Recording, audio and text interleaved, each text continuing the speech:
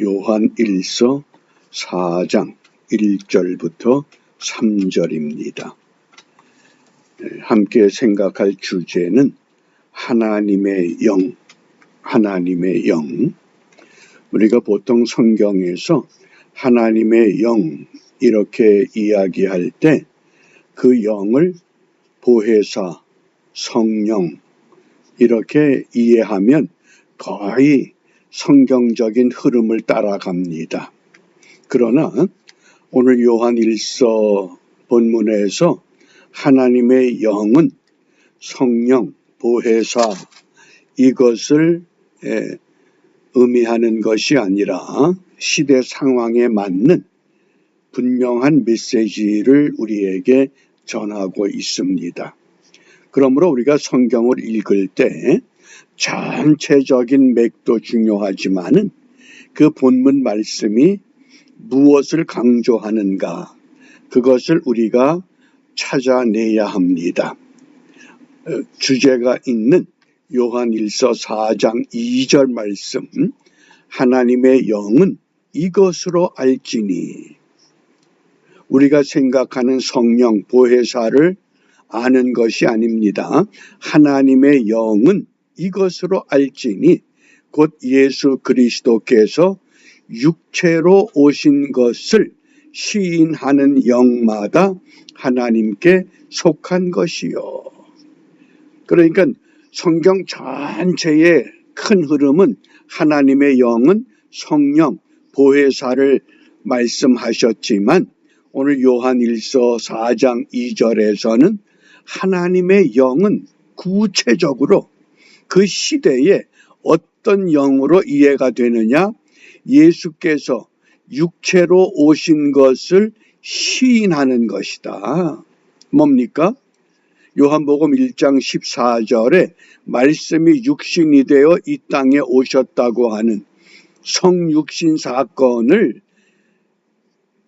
믿고 고백하는 사람들, 그들이 곧 하나님께 속한 영이 된다. 이것을 지금 강조하고 있습니다.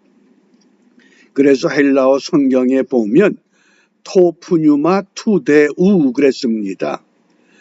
영에도 관사가 있고 하나님에게도 관사가 있습니다. 막연한 성경 전체의 흐름의 성령 보혜사가 아니라 그 하나님의 그 영이다.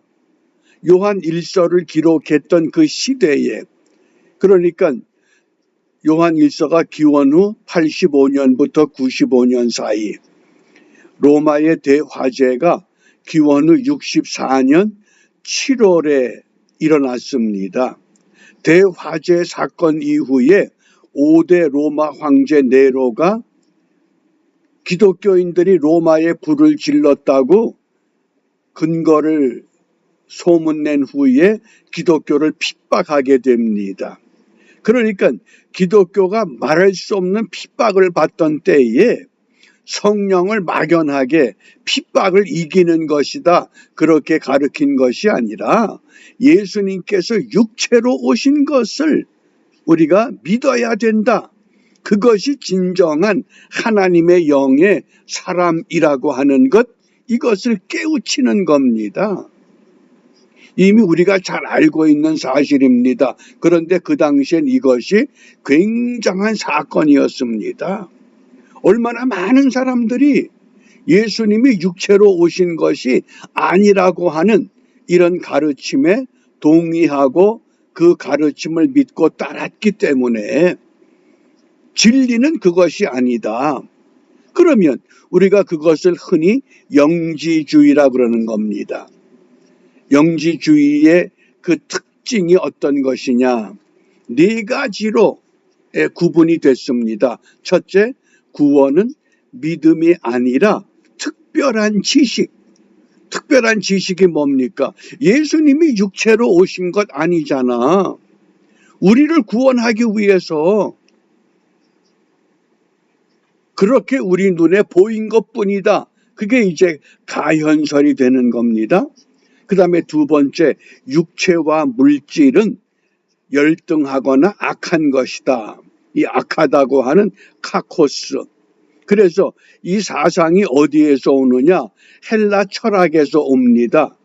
헬라 철학의 이원론이라고 하는 것, 이 육체, 물체와 정신. 그래서 정신만은 영혼이 순수하고 육체는 악한 것이다. 선한 육체가 없기 때문에 어떻게 예수님께서 더군다나 하나님의 아들이 그 더럽고 추한 물질, 육체를 입고 오겠느냐? 그것이 아니라고 하는 겁니다. 그래서 결국 세 번째, 예수의 성육신을 부정하는 것. 그것이 그 당시 영지주의라고 하는. 그래서 거기에서 어떤 분파가 형성되느냐? 엘리트 의식이 형성됩니다. 아는 자와 모르는 자, 유식한 자와 무식한 자. 유무식의 기준이 뭡니까? 이 헬라 이원론의 철학에 심오한 영향을 받고 그대로 따라가는 것. 그러니까 오늘날 이 시대는 많은 사람들이 어디를 따라갑니까? 이제까지 우리의 역사적인 전통, 자유민주주의, 자유시장경제, 한미합동, 기독교 입국론, 이것이 한국이라고 하는 정체성이 분명합니다. 근데 이것을 다 부정해버리는 것. 왜 그렇습니까?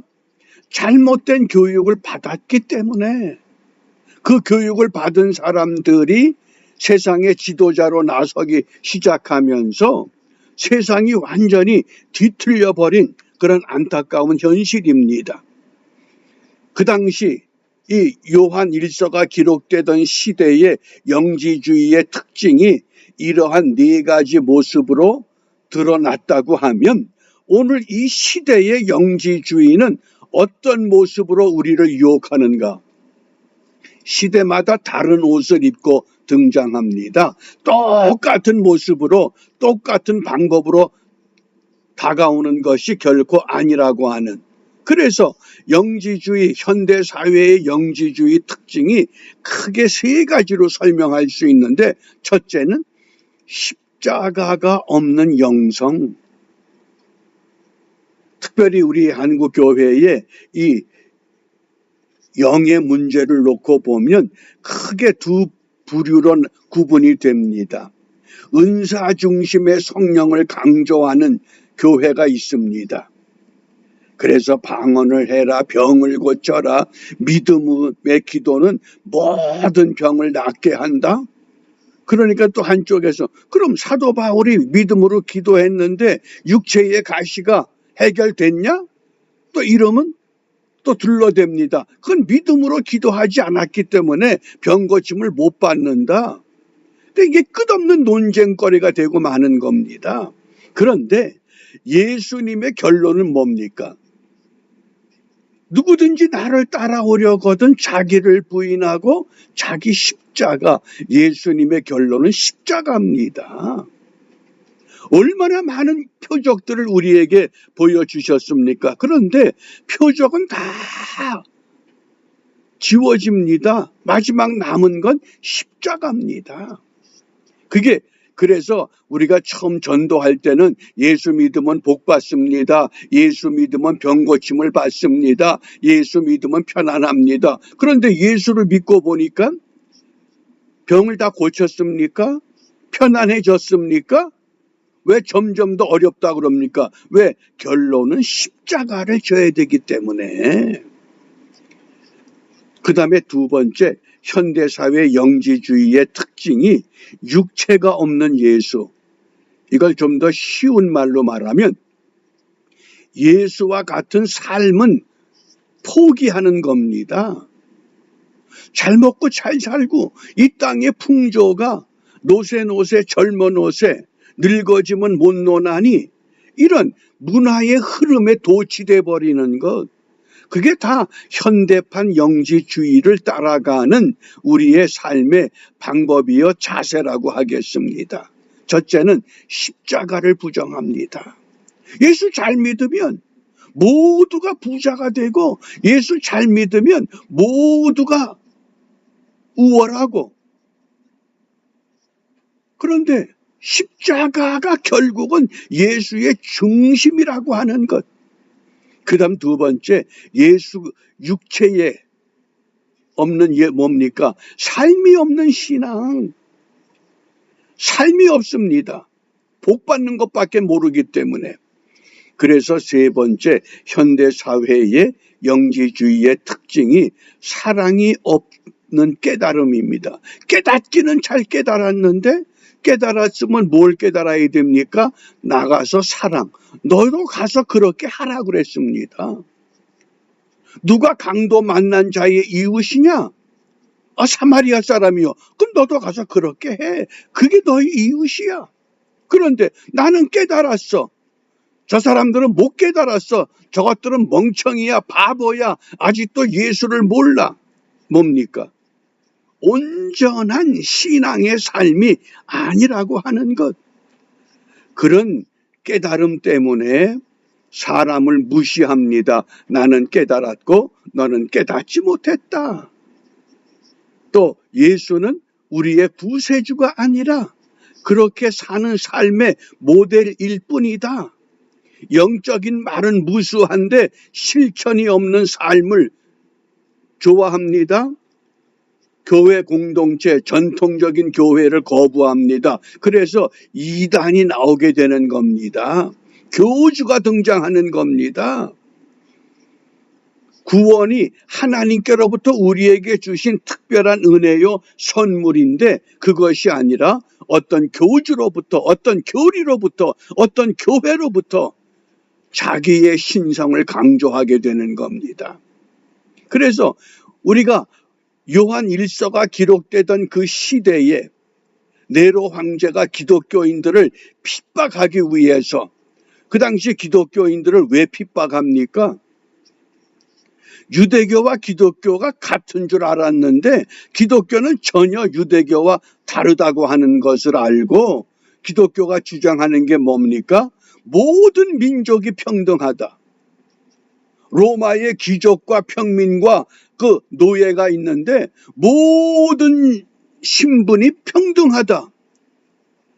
그러면서 심지어 남자 여자를 분명히 구분했던 시대인데 남녀가 평등하다.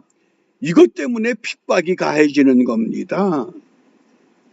그러므로 오늘 이 현대 사회 속에서 새로운 영지주의들, 그것이 일단은 종교 다원화주의다, 동성애다, 이런 것은 일시적인 현상으로 나타날 수 있는데 이게 또 극복이 되면 또 다른 모습으로.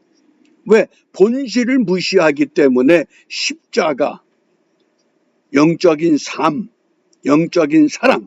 그래서 오늘 우리가 무엇을 기도해야만 하느냐?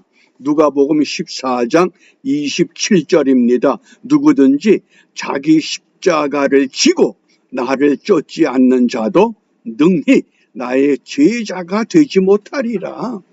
결론은 자기 십자가를, 예수의 결론은 뭡니까? 갈보리 언덕의 십자가입니다. 능력이 없어서 십자가를 졌습니까? 얼마든지 십자가에서 내려올 수 있는 능력, 그것을 나를 위해 쓰지 않고 모두를 위해서 사용할 수 있는 유일한 방법 길, 그것이 십자가를 짊어질 수밖에 없었다고 하는. 그래서 오늘 우리 기도가 십자가의 길을 따르게 하옵소서. 십자가의 길. 내가 짊어져야 할 십자가의 길은 뭐냐? 예수 사랑을 확산시키는 겁니다. 어떻게? 더 높고 더 깊고 더 넓게 예수 사랑 전하는 일에 우리가 아름답게 쓰임받는 복된 하루가 되시기를 바랍니다. 기도합니다. 은혜로우신 아버지 하나님, 뉴욕 지방의 폭설로 인하여 저희들이 주일 예배 함께 모이진 못하고 온라인을 통해 예배할 수 있게 하셨습니다. 비옵기는 주를 믿는 믿음의 가장 기초가 되는, 자기 십자가를 바르게 짊어지고 주님이 가신 그 길을 따라갈 수 있도록 하나님의 거룩한 영으로 저희들을 다듬어 주시고 하나 되게 하시고 힘을 내게 하셔서 오늘도 우리 맡겨진 삶의 현장에서 십자가의 길을 바르게 따라갈 때 예수 사랑 전하게 하시고 예수 사랑 드러나게 하여 주시옵소서. 예수님 이름으로 기도합니다. 아멘.